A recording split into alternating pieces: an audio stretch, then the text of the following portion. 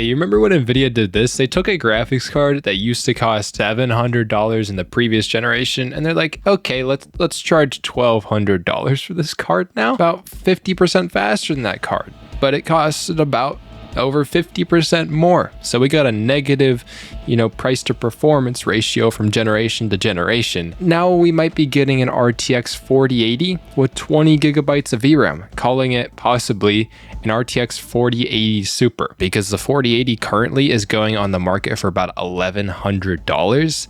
That means that this new card is going to have to cost more. Man, it gets hard to get excited for this stuff. People already didn't like the 4080. I don't think people are gonna like the 4080 Super or TI or whatever they're gonna call it. But we're also seeing this on the market, and it's that AMD is constantly destroying Nvidia's GPU units sold at Mindfactory. Now, Mindfactory is a store in Germany that actually, I did translate their page to English, so it maybe looks half English, half German. They actually report their GPU sales, and they're showing that AMD is actually outselling Nvidia. It's pretty significant. Like, we're talking about hundreds of units here. Stuff like this is like, we don't want another $1,200 graphics card. AMD is at least presenting pretty good value. Now we're going to be talking about some stuff that isn't that good on the AMD side of things later on in this video. Now they are launching new graphics cards called the RX 6750 GRE 10 gigabyte and 12 gigabyte. I don't really like that these are split up into names and stuff. It's a little confusing for the customers. These cards are coming in at only $270 and $290. That sounds like a good price for a graphics card. And when you look at the specs that are rumored for these, videocards.com does have a nice chart down here for this. We can see that the 6750 GRE is basically a 6700 XT.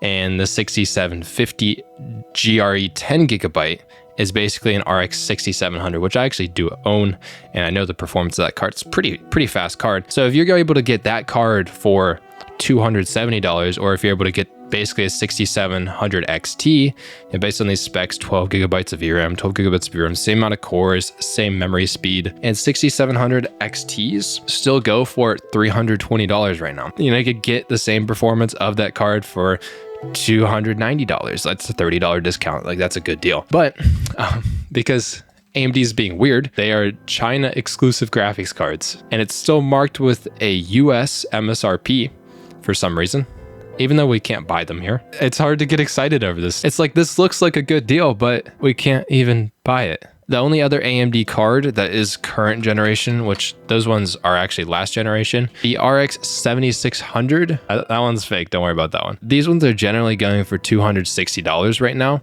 So if you're able to get a card with 10 gigabytes of VRAM for that price of $270, that's just a better deal, isn't it? This would be probably the go-to recommendation on the GPU market if you want to get into gaming and stuff like that. And another weird move by AMD was, actually, if you go over to Twitter and you go to Counter-Strike 2, AMD's latest driver has made their anti-lag plus feature available for Counter-Strike 2, which is implemented by deterring engine DLL functions. Okay, it messes with the game files. If you're an AMD customer and you play Counter-Strike 2, do not enable anti-lag plus. Any tampering with the Counter-Strike code will result in a VAC ban, a Valve anti-cheat ban. AMD's new feature called Anti-Lag Plus, which I did testing for on the channel. If you want to check it out, it's in that video up in the corner. This is a feature that basically reduces the latency in any game that's GPU bound. And this is a good feature, everything. Like, these numbers are accurate. It performs well, it reduces the latency in your games. But this Anti-Lag Plus feature works at the driver level. And that means that instead of, going through the games, kind of like how Nvidia's Reflex does it, it has to mess with the game files in order to function. You get bans and stuff like that. AMD did not check this with different developers and with different games, did not think of anti-cheat programs within competitive games. Of course, messing with the game files looks like you're hacking or doing something like that. I don't know why AMD did not check that. Despite all of this stuff that we just talked about, where like, oh, Nvidia's releasing these cards that frankly, I don't think a whole lot of people should be buying. Situations like this is what scares people away from buying AMD. That's why you should always buy Nvidia over AMD. Simply much better in every aspect besides the price, and you won't get banned. The person in charge of AMD driver quality assurance Yeah, you're just mopping the floors. I'm using an AMD GPU right now. I don't really have any problems with their drivers or anything like that. I don't think most people would have problems with AMD drivers, but it's situations like this, like with CS2, and a lot of people getting banned for this, or just being in a situation where you're supposed to use anti-lag plus, you get banned for it. It's like, it really gives people not that much confidence about AMD drivers and stuff like that. So these are some things that AMD really needs to work on to build trust. You know, they can respond to these things properly. They can do better quality assurance to make sure that this isn't going to happen again, because I feel like this was an obvious thing. They should have known this, that this was going to interfere with anti-cheat. You actually can't use anti-lag plus anymore on the AMD 7000 series graphics cards. You just can't use it. It's not there. It seems like they're working on it, and they're getting in contact with different game developers and stuff to resolve bans. I don't know when anti-lag plus is going to come back in its current state. I don't think it can, because it's messing with game files, and any game that has an anti-cheat system is probably not going to like it to mess with game files. And that sucks. But I don't know if it sucks more than when I saw this, the Alan Wake 2 PC system requirements. So this is a new game from Remedy Studios, same people who made Alan Wake 1 and Control. These games, I mean, they're like horror games. I don't really think they're for me personally. So the minimum specifications for 1080p, 30 FPS on the low settings. You need an RTX 2060 or an RX 6600. And I'm just saying, I just got an RX 6600 a little bit ago, and that card is pretty fast, like for what it is, you know, for a 1080p graphics card. You have to use FSR quality, which means you're technically rendering the game at like around 600p, not even at 1080p. If you want to play it medium on 1440p 30 FPS, you're talking about an RTX 3060, which is a $280 graphics card right now, or a 6600 XT, which you can get that performance for I think about $220 right now. At 1440p, you're on balanced upscaling. So upscaling is required for this game. It seems like you're asking for a pretty decent CPU. I don't think it's anything that crazy. But again, this is only 30 FPS at 1440p. So if you want to jump up to 60 FPS, but actually going down in resolution to 1080p, you need an RTX 3070 or a 6700 XT, which we just talked about is about a $320 GPU, and you need at least 8 gigabytes of VRAM. But this at 1080p is running at performance mode. That means that this game is rendering an internal resolution at 540p just to play on medium settings at 1080p for 60 FPS. Huh? To go into high at 4K to get 60 FPS. That's a big difference, mind you. But you need an RTX 4070 in order to do that, or an RX 7800 XT, sorry. These are both about $500 to $550 graphics cards, and they're also putting you on DLSS or FSR performance mode. Yes, you're running the game at 4K, but you're actually rendering the game at 1080p, and you're only playing at high settings, and you're getting 60 FPS. I'm just saying that this hardware is very powerful. Like I'm using a 7800 XT right now when I'm recording this. And if you want to try ray tracing, now I don't really recommend ray tracing. Watch another video I have up here. If you want to do the medium preset at 1080p for 30 FPS.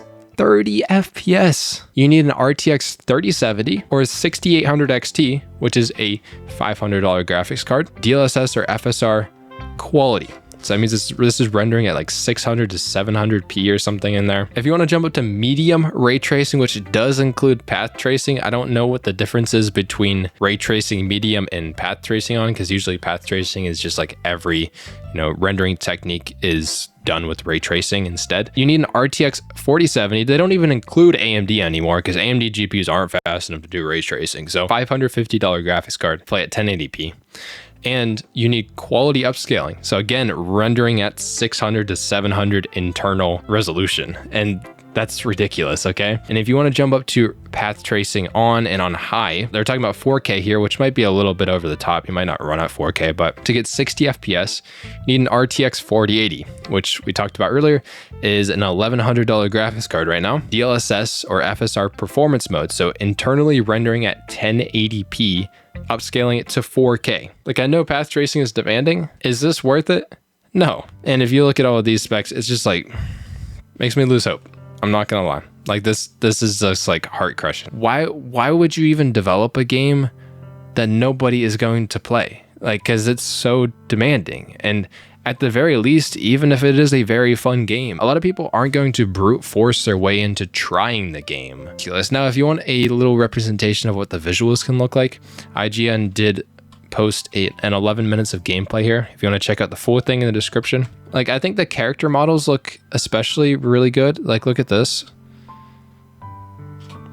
I think it looks good. It definitely looks better than games did a few years ago. Is it to the degree of performance and money that we need to spend on to be able to play it? At least the gameplay looks pretty fun. Like, I think as the character's moving around here, the gameplay looks very tight.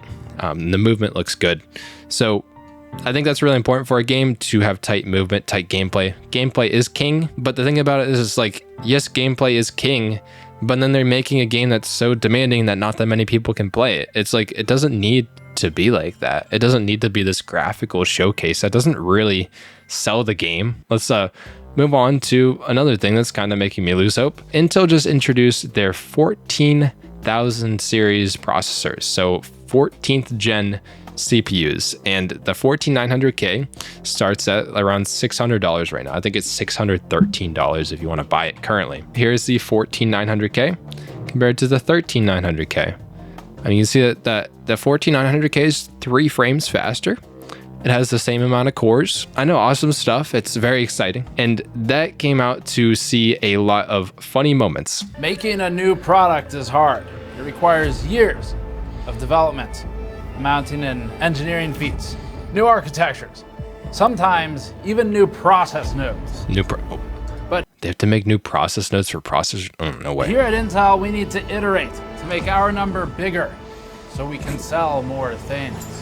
We've learned that bigger number equals big customer. Oh yeah. And that's why we've advanced our technology bigger to have number the new better. Generationless generational improvement. Oh yeah, let's go. This enables companies everywhere to make bigger number better, but without all of the hard work of making the number bigger better. Our new 14700K CPU is 1,000 bigger than the 13700K, which means it's 7.3% better just in name alone. Let's go. And that Let's go is Intel. just the beginning. Pop off. X3D is still beating us. Fuck! So yeah, that summed it up. Gamers Nexus has been doing a series of videos that are absolutely incredible on the 14th gen CPUs. They're hilarious. You should really check them out. I have them all in the description. Like, Steve would never be sarcastic, so let's see. Today we're reviewing the 14600K. Wait a minute, my commenter senses are tingling. Dude. With your review of the new Intel processor, you should say so. People who aren't in your little clique and don't know if you're being serious or joking about the processor's performance. Ironically, I'm not sure if that commenter is being sarcastic or not. Because the product is so lame, it's hard to take it seriously. And Steve over at Gamers Nexus, probably the whole team, is thinking basically the same thing. Power consumption of these chips is pretty crazy. So this is in Gamers Nexus review, 14600K, or even the 14900K is drawing 290 watts. Whereas if we look at the 7800X3D, is drawing about 85 watts, 87 watts, something. When you look at the gaming performance of these chips, 14th gen, yeah, it's up there. Like a 14900K is pumping out 656 FPS here, but the 7800X3D is pumping out 717 FPS. And it only draws like 80 watts. Intel is just throwing everything at the wall here to see if, they can get a little bit more performance to try to beat AMD's X3D CPUs. I just think Intel needs some time. Maybe they're just trying to buy time until they can release something that's more substantial. These parts are fast in productivity, but I have an upcoming video on this, why core count might not matter as much as you think it will.